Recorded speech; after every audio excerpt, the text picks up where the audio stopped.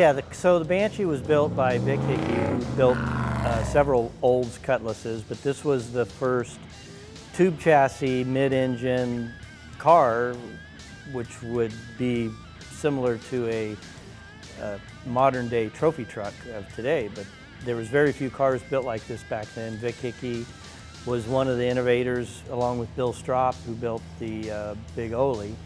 And my dad used to go down and pit for Vic in Baja, and that's kind of where I got introduced to the racing, is when I was able to go down there in 1972 and kind of tag along and see what it was all about, and hang out in Ensenada, which was basically a fishing village back then, and got the bug to go racing in Baja. And the Banshee is something that my dad bought from Vic after he was done with James Gardner driving it and a few other drivers, and he brought in Wally Donaldback, and that was the last time it ran in 1973, and when it started in Mexicali. And I remember that day thinking to myself, boy, I'm just a few years off to be able to hop in this car and drive it myself. But unfortunately, he sold the car, and it went up to Mendenhall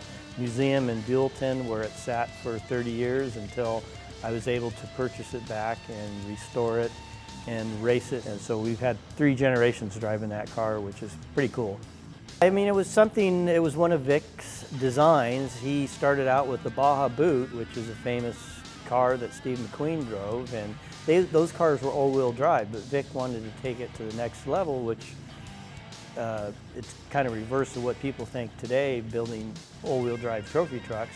But a two-wheel drive was faster back in the day, because you can drive it on these Baja roads, which were just civilian roads that weren't torn up from big tires and things like that. When Vic brought James Gardner in, he was a well-known actor, so to get attention to the sport, and James Gardner loved Baja racing. He raced many cars prior to this car, but to get in a car like this, he was getting top equipment, and was basically paid to drive it. But it brought the attention to the sport that it desperately needed, to get people to recognize it is a valid motorsports, and people like Steve McQueen, James Gardner, and Parnelli Jones being in it in those days brought that attention to the sport that carried it on to the next level.